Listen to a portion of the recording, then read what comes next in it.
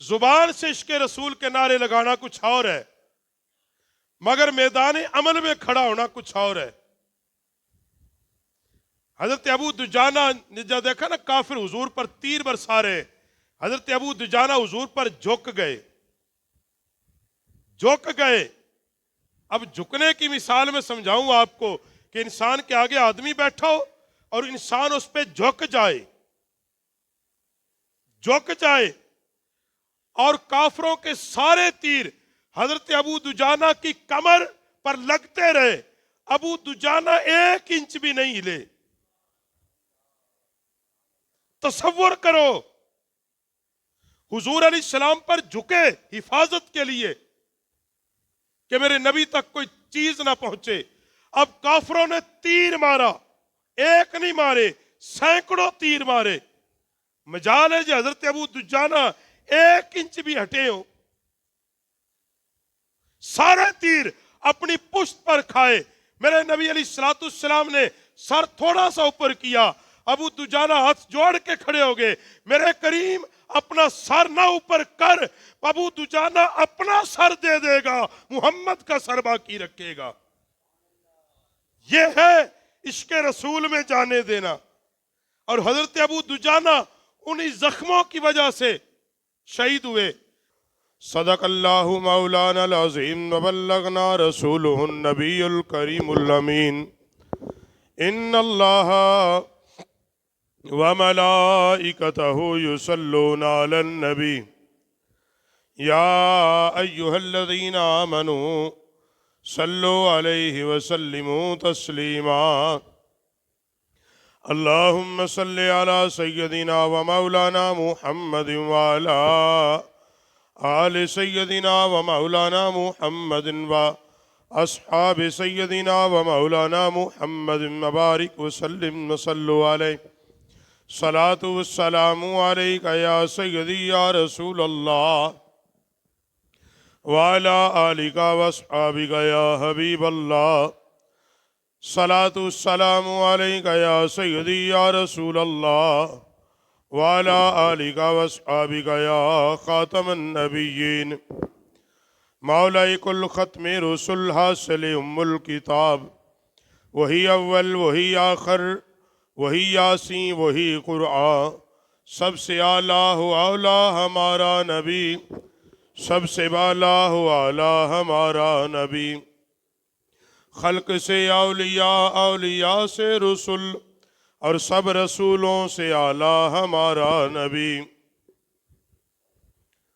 ہر قسم کی حمد و ثنا اللہ وحدہ لا شریک جل وعلا۔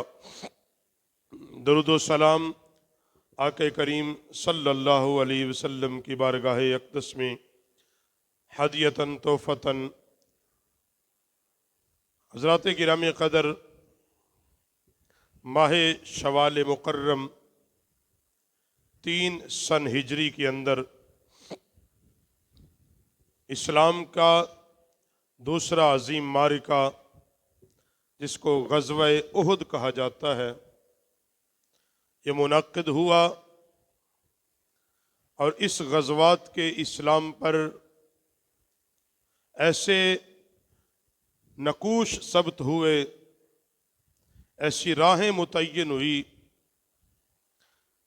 کہ جہاں اہل ایمان اور مسلمانوں کے اندر اسلام کا لبادہ اوڑھے ہوئے منافقین کی پہچان ہوئی، وہیں پر اہل ایمان کے اندر ایمان کی طلب بڑھی۔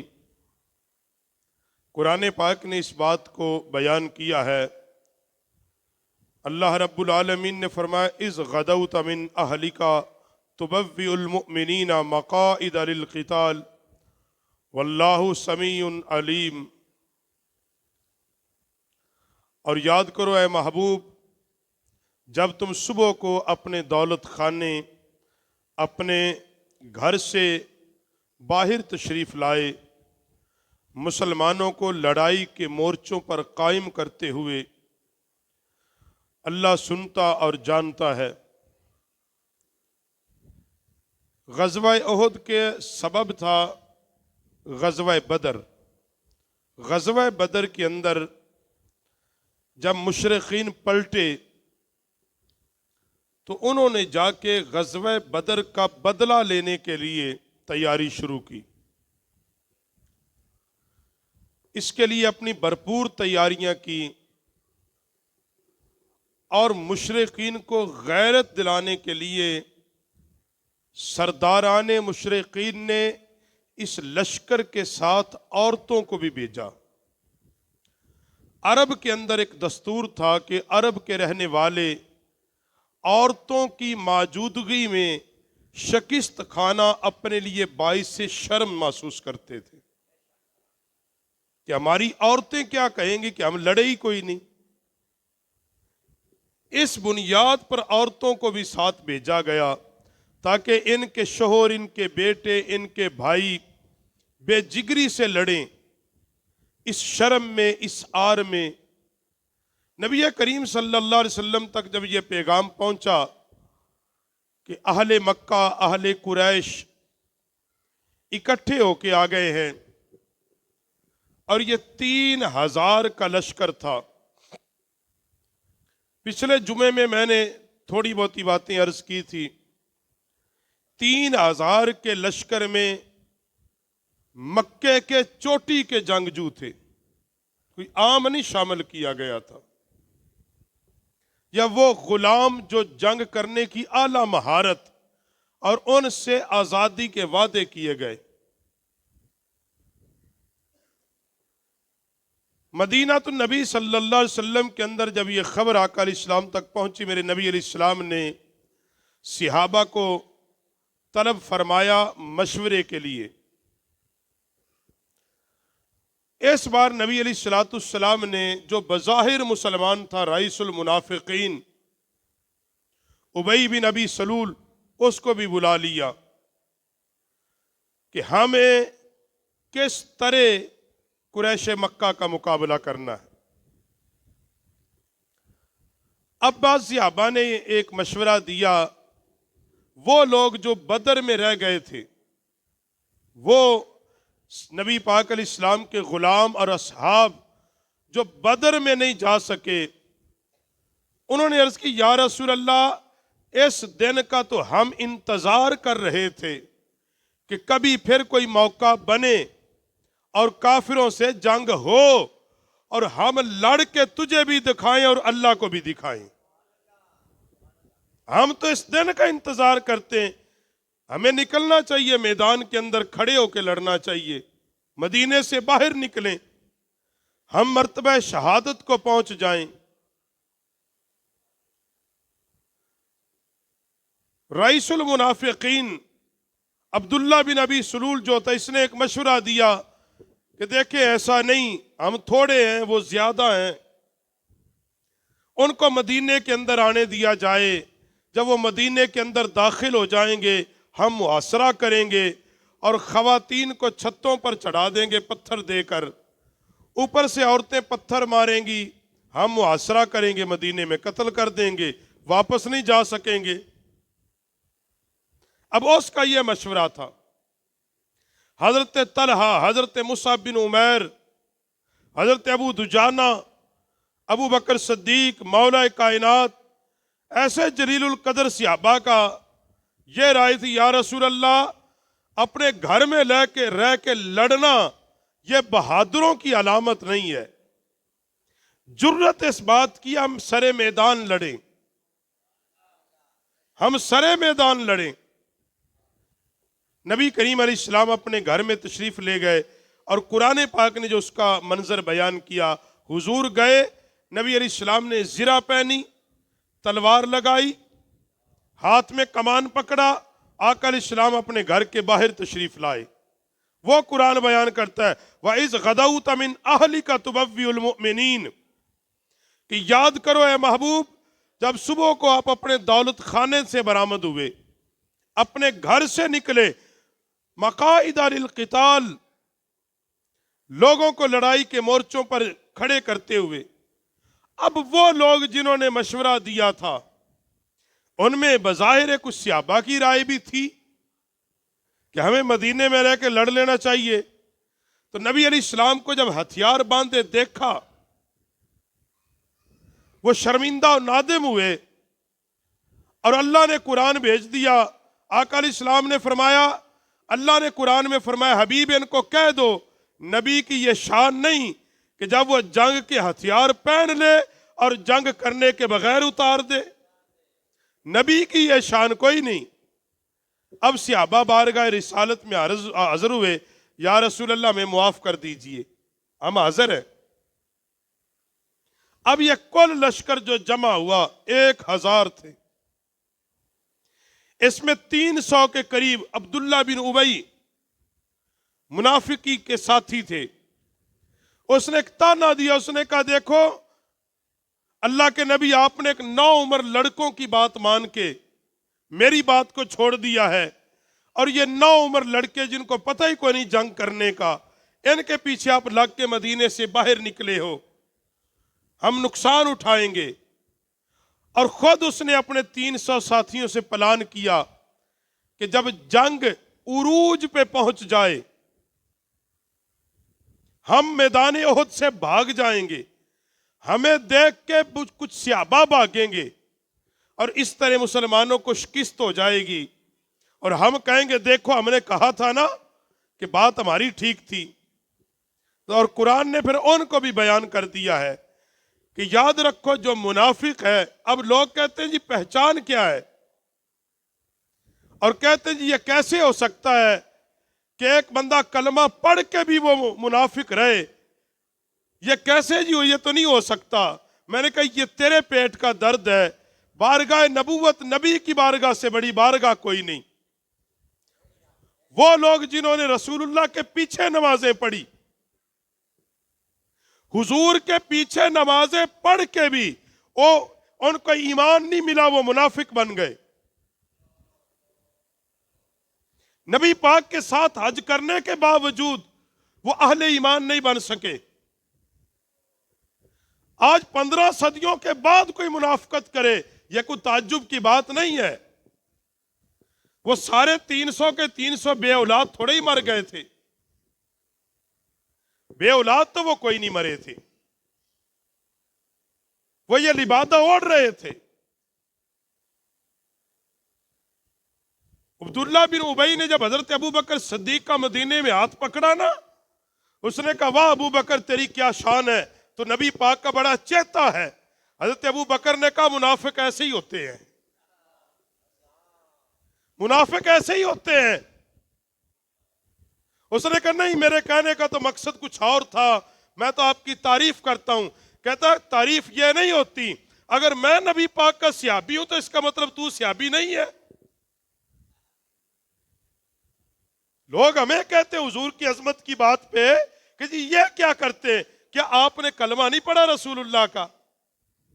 یہ ہے منافق کی اور اہل ایمان کی پہچان۔ ایمان والے دین اور مصطفیٰ کی ناموس کے لیے سوچتے نہیں، نکلتے ہیں، اور منافق ہمیشہ رائے دیتا ہے، منافق رائے دیتا ہے، ایسے نہیں ایسے ہو جاتا تو ٹھیک ہوتا۔ اور پھر بدر کے اندر جنگ لڑی، 700 صحابہ نے لڑی، 72 نبی پاک کے جانثار شہید ہوئے، 72 صحابہ۔ نبی کریم صلی اللہ علیہ وسلم جنگ سے ایک دن پہلے جب سوئے نا، آقا علیہ السلام نے خواب دیکھا، خواب سے بیدار ہوئے، نبی کریم صلی اللہ علیہ وسلم کے چہرے پر غم کے آثار۔ صحابہ نے عرض کی یا رسول اللہ غمگین کیوں ہیں؟ میرے نبی نے فرمایا میں نے خواب دیکھا ہے، خواب یہ دیکھا ہے کہ میں نے ایک مضبوط زرہ پہنی ہوئی ہے، ایک گائے کو ذبح کیا گیا ہے، میں نے اپنی ذوالفقار تلوار دیکھی ہے، وہ اس کی دھار ٹوٹ چکی ہے۔ صحابہ عرض کی یا رسول اس خواب سے مراد کیا ہے؟ میرے نبی نے فرمایا اس جنگ میں میرے ساتھی شہید ہو جائیں گے، میرا مدینہ بچ جائے گا۔ آقا تلوار، فرمایا میرے خاندان کا سب سے بڑا آدمی شہید ہو جائے گا۔ وہ جو میں نے پچھلے جمعے بات کی، پھر اسی جنگ میں نبی پاک کے خاندان کا سب سے بڑا بندہ شہید ہوا، حضرت امیر حمزہ پاک۔ اور نبی پاک صلی اللہ علیہ وسلم کے جان نثار صحابہ، حضرت مصعب بن عمیر جیسا صحابی. اور یہ وہ جنگ تھی کہ حضرت سعد بن ابی وقاص نبی پاک صلی اللہ علیہ وسلم کے آگے کھڑے ہیں، اور آقا علیہ الصلوۃ والسلام نے تیر اٹھایا، سعد بن وقاص کو دیا، فرمایا سعد تجھ پر محمد کے ماں باپ قربان ہو، کافروں کی طرف تیر چلا دے. احد کے میدان میں حضرت سعد بن ابی وقاص کو میرے نبی تیر دیتے، سعد کہتے سعد تیر چلا، تجھ پر میرے ماں باپ قربان ہو جائیں. اور یہ وہ جنگ تھی کہ جب ایک وقت آیا کہ صحابہ کی 72 کے قریب صحابہ مرتبہ شہادت کو پہنچے، اور پھر اس جنگ کے اندر خواتین کا کردار، حضرت ام عمارہ مدینے سے پانی کا مشکیزہ بھرا. جب خبر پہنچی کہ زخمی ہوئے صحابہ، پانی کا مشکیزہ بھرا مدینے سے لے کے چلی، اور احد بھی آ کے زخمی صحابہ کو پلاتی رہی، زخمی صحابہ کو پلایا. اور نبی کریم صلی اللہ علیہ وسلم جب صحابہ منتشر ہوئے، ایک وقت آیا جب کافروں کا غلبہ ظاہر ہوا، شیطان نے یہ بات اڑائی کہ نعوذ باللہ محمد شہید ہو گئے. اور آقا علیہ السلام ایک وقت آیا کہ تنے تنہا تھے، اکیلے تھے.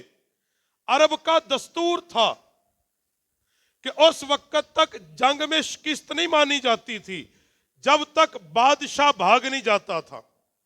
میدان جنگ سے بادشاہ نکل کے بھاگ نہیں جاتا تھا، مگر بادشاہوں کو بادشاہ، کائنات کا تاجدار کوئی بھی ساتھ نہیں تھا، پھر بھی احد کے میدان میں محمد عربی تنے تنہا کھڑا تھا. نبی کریم صلی اللہ علیہ وسلم کے چہرے مبارک پر زخم آئے اس جنگ کے اندر، حضور کا لہو بہا اس جنگ کے اندر. اور جب نبی کریم صلی اللہ علیہ وآلہ وسلم تنے تنہا تھے، حضرت سیدنا ابو بکر صدیق، ام عمارہ پاک، حضرت ابو دجانہ یہ دوڑ کے آئے کہ ساری کائنات لٹ جائے پرواہ نہیں، مگر ذات محمد باقی بچنی چاہیے. اور حضرت ابو دجانہ نے جو کام کیا ہے، آج کا کوئی عاشق رسول کر کے تو دکھائے. غلامی رسول میں موت قبول ہے کہنا بڑا آسان ہے، مگر سرے میدان چھاتی پر گولی کھانا کچھ اور ہے.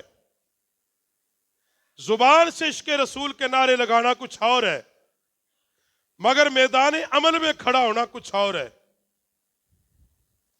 حضرت ابو دجانہ نے جب دیکھا نا کافر حضور پر تیر برسا رہے، حضرت ابو دجانہ حضور پر جھک گئے. اب جھکنے کی مثال میں سمجھاؤں آپ کو کہ انسان کے آگے آدمی بیٹھا ہو اور انسان اس پہ جھک جائے اور کافروں کے سارے تیر حضرت ابو دجانہ کی کمر پر لگتے رہے، ابو دجانہ 1 انچ بھی نہیں ہلے. تصور کرو، حضور علیہ السلام پر جھکے حفاظت کے لیے کہ میرے نبی تک کوئی چیز نہ پہنچے. اب کافروں نے تیر مارا، 1 نہیں مارے، سینکڑوں تیر مارے. مجال ہے جی حضرت ابو دجانہ 1 انچ بھی ہٹے ہو، سارے تیر اپنی پشت پر کھائے. میرے نبی علیہ الصلوۃ والسلام نے سر تھوڑا سا اوپر کیا، ابو دجانہ ہاتھ جوڑ کے کھڑے ہو گئے. میرے کریم اپنا سر نہ اوپر کر، ابو دجانہ اپنا سر دے دے گا، محمد کا سر باقی رکھے گا. یہ ہے عشق رسول میں جانے دینا. اور حضرت ابو دجانہ انہی زخموں کی وجہ سے شہید ہوئے.